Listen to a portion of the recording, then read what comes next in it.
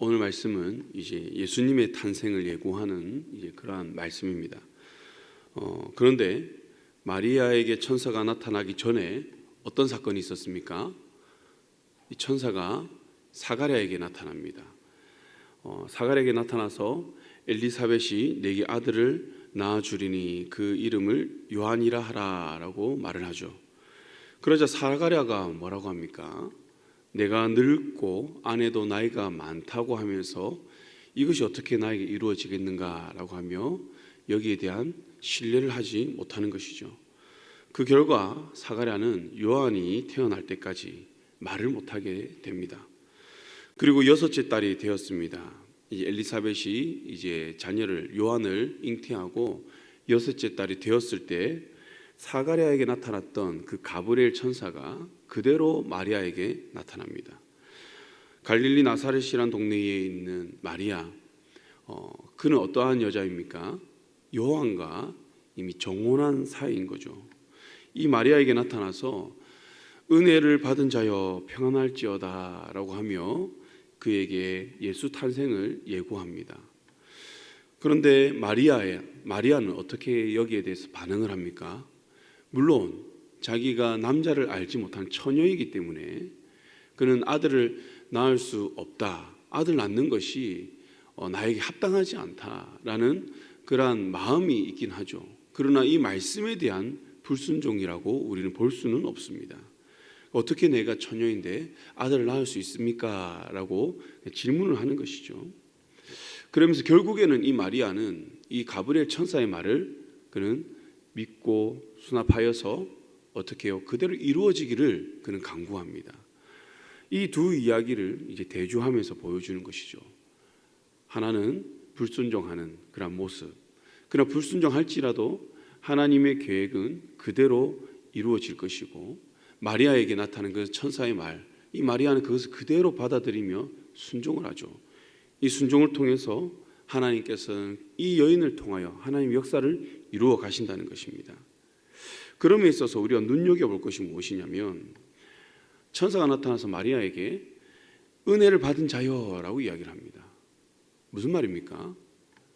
은혜를 받을 것이다 라가 아니라 은혜를 받은 자여, 과거형으로 이미 너는 받았다는 겁니다. 이미 너는 은혜를 받았다라고 말씀하는 거죠. 하나님께서는 이미 은혜를 베풀어 놓으시고 그 은혜가 무엇인지, 하나님 뜻이 무엇인지를 천사를 통해 알게 하시는 것입니다. 여러분들이라면 하나님께서 은혜를 받은 자여라고 하면 무엇을 기대하시겠습니까? 지금 내가 생각하는 것, 바라는 것, 기도 제목들, 이게 이루어지겠구나, 좀 이렇게 생각하지 않을까요? 저의 경우를 이제 생각해 보면 저도 20대 때 이제 그렇게 생각했던 것 같습니다. 기도원에서 이제 어떤 기도 제목이 있어서 기도를 하는데 천사가 나타난 건 아닙니다. 근데 이제 거기에서 기도하시는 권사님들이나 이런 분들이 저를 보면서 무엇 때문에 그렇게 말을 했는지 모르겠습니다. 하나님 형제를 참 사랑합니다. 하나님께서 형제를 참 기뻐합니다. 라고 이렇게 한 3-4분이 말씀을 해주시는 거예요. 그 말을 들은 저는 20대 때 믿음이 그렇게 견고하지 않을 그때에 이 말을 들었을 때 내심 기대를 했습니다. 내가 원하는 거, 내가 가지고 있는 기도 제목들, 이것을 하나님께서 이루어 주시겠구나라는 이런 마음이 들었던 것이죠. 그런데 그 결과는 그렇지가 않았습니다. 내가 원하는 것이 아니라 그때 하나님께서 주신 것은 이미 하나님께서 계획해 놓으신 그 하나님의 뜻을 알게 하는 것이었습니다. 그 하나님의 뜻이 무엇이었을까요? 지금 돌아보니까 목자의 마음이었던 것 같습니다.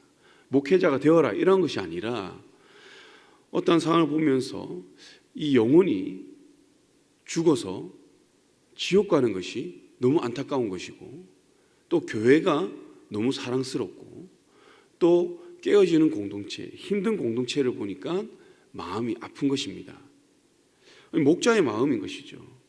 그러다 점차 이런 목회자에 대한 또 길을 열어주시고 마음을 주셔서 이 길로 오게 되었는데요. 저는 이 말씀 묵상하면서 마리아도 좀 그러지 않았을까라는 생각을 해보았습니다. 은혜를 받은 자여라고 했을 때 뭔가 본인만의 어떠한 원하는 어떠한 것이 있지 않았을까? 그런데 천사는 전혀 다른 이야기를 합니다. 보라, 내가 잉태하여 아들을 낳으리니 그 이름을 예수라 하라 라고 말을 하는 것이죠. 마리아의 입장에서는 이 말은 청천벽력과도 같은 말이었습니다. 여러분, 당시 약혼한 처녀에 대한 우리가 이제 이해가 필요한데요. 남자가 지창금을 가지고 여자를 찾아와서 정혼을 하죠. 약혼을 합니다. 이는 사실 우리가 생각하는 이 약혼보다 좀 구속력이 더 강한 그러한 이제 약혼입니다. 이제 한 방을 쓰지는 않지만 이미 결혼한 사이와 다름이 없다는 것이죠.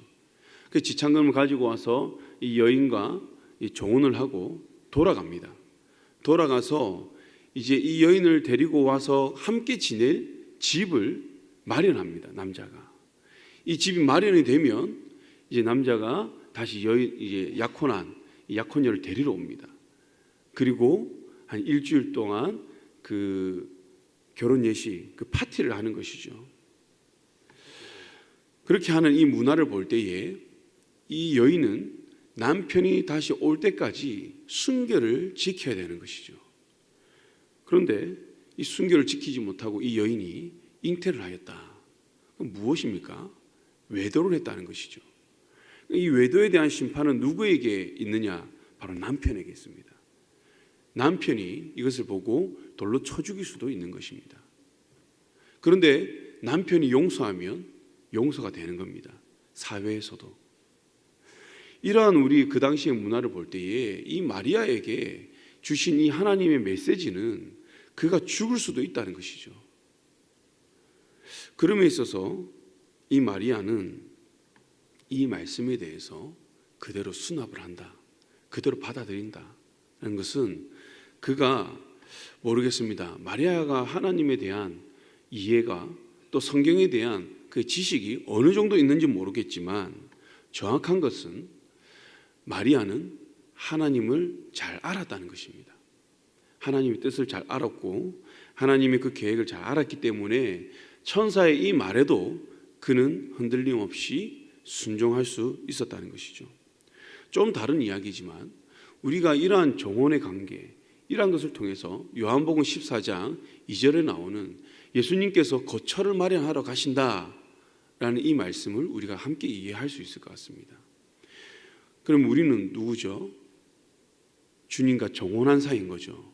정혼한 사이로서 우리는 이 땅에서 그 순결을 지켜나가야 됩니다. 언제까지요? 주님이 거처를 마련하시고 우리를 다시 데리러 올 때까지. 그래서 우리는 순결을 지키면서 다시 오실 우리 신랑을 맞이할 준비를 이 땅에서 하는 것이죠. 그런데 우리가 그것을 하지 못한다면 어떻게 해요? 순결을 지키지 못한다면 우리의 심판은 누구에게 달렸습니까? 신랑에게, 예수님에게.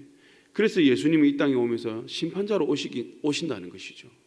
그래서 순결을 지키지 못한 이에게는 심판이겠지만 순결을 끝까지 지킨 이에게는 그날이 어떠한 날입니까? 정식 결혼하는 날, 신랑 신부가 만나는 날, 즐거운 날, 파티의 날이 된다는 것입니다. 저는 이 말씀을 가만히 묵상하면서 마리아가 이 말씀을 수용할 수 있었던 그 이유, 조금 전에 말씀드렸지만 그는 하나님에 대한 지식, 말씀에 대한 지식이 어느 정도 있었다는 것입니다. 그런데 그 앞에 보면 제사장 사가랴가 나오죠. 사가랴는 어떻게 해요? 그가 보았던 것은 하나님 말씀에 비추어서 이것을 받아들인 것이 아니라 내가 나이가 많아서 아내가 나이가 많아서 이것이 어떻게 이루어지겠는가라는 불신을 하게 된 것이죠. 그런데 마리아는 이보다 더 말도 되지 않는 천사의 말을 듣고는 38절에 주의 여종이 오니 말씀대로 내게 이루어지이다 라고 이야기를 합니다. 이것을 내가 수용하겠습니다. 내가 돌에 맞아 죽는다 할지라도 이 일이 일어나기를 원합니다 라고 이야기하는 것이죠. 오늘 말씀의 제목처럼 온전하게 틀림없이 이 모든 것이 이루어지기를 원한다는 순종의 말을 하고 있는 것입니다. 이러한 순종이 어떻게 가능한가? 하나님을 잘 알았기 때문에, 하나님을 잘 알았기 때문에. 마리아의 반응을 보면요, 믿음의 선진들이 지금까지 하나님 앞에서 해왔던 그러한 반응과 별반 다르지가 않습니다. 이사야가 하나님을 만났을 때, 엘리야가 하나님을 만났을 때, 많은 믿음의 선진들이 하나님을 대면하여 만났을 때 했던 반응들이 무엇입니까? 그의 뜻 되지 않습니다. 아닙니다가 아니라 하나님의 뜻이 이루어지기 원합니다. 주의 뜻대로 하십시오. 내가 여기 있습니다 라고 반응을 하지 않았습니까? 그러며 보았을 때 이 마리아는 그것을 알고 있었다는 것이죠. 그리고 천사가 한 이 말이 언제, 구약이 어디에 나옵니까? 730년 전, BC 730년 그때에 어떻게 해요? 이사에게 주신 말씀이죠. 이사야 7장 14절, 그러므로 주께서 친히 징조를 내게 주실 것이라. 보라, 처녀가 잉태하여 아들을 낳을 것이요 그 이름을 임마누엘이라 하리라. 어떻습니까? 이미 하나님께서 약속하신 것을 마리아를 통해서 성취하겠다는 것이죠. 다시 말하면 마리아가 이 말씀을 몰랐다면 그가 이 말씀을 온전히 받아들이기 힘들었을 것입니다. 그러나 마리아는 이러한 하나님의 메시아에 대한 예언, 이 약속을 그도 알고 있었다는 것이죠. 알고 있었기 때문에 마리아는 하나님의 은혜가 내가 원하는 것이 아니라 하나님께서 약속하신 이 언약의 성취임을 그는 알았던 것이고, 이것이 하나님의 약속의 성취라면 그대로 이루어질 것을 그는 믿고, 당시 사회에서 문제가 되고 비난받고 죽을 수도 있는 문제이지만 이 또한 하나님께서 해결하실 것을 그는 믿었다는 것입니다. 그렇기 때문에 사랑하는 성도 여러분, 하나님의 약속이라면, 하나님의 뜻이라면 내 눈에 이것이 이루어지지 않을 것 같고 환경이 가로막는 것 같다 할지라도 우리는 그 말씀을 믿고 나아가는 그런 믿음이 있어야 되는 줄 믿습니다. 왜냐? 하나님의 뜻이라면, 하나님의 약속이라면 그 어떠한 장애물도 장애가 될 수 없기 때문이죠. 사랑하는 성도 여러분, 여러분들은 무엇이 이루어지기를 원하십니까? 바라기는 하나님의 뜻이 이 땅 가운데, 저와 여러분들의 가정 가운데, 또 저와 여러분의 개인 가운데 임하기를 축복합니다. 그러기 위해서 우리에게 필요한 것은 하나님의 뜻을 아는 그러니까 영적 안목이 필요합니다. 영적 안목이 없을 때 우리 사가랴와 같이 그 천사의 말을 부정할 수밖에 없는 거죠. 불신할 수밖에 없습니다. 그러나 이 안목이 있을 때 우리는 그렇습니다, 하나님의 뜻이 이루어지길 원합니다. 나를 통해 이루어지길 원합니다 라고 우리는 순종의 자세를 취할 수 있는 것이죠. 우리 토요일 이제 요한계시록 세미나를 했죠. 이때 하루 종일 앉아있으니 힘든 부분도 있었죠.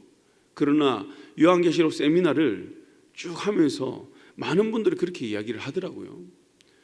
하나님 말씀을 알게 된 그 기쁨이 더 크다는 것입니다.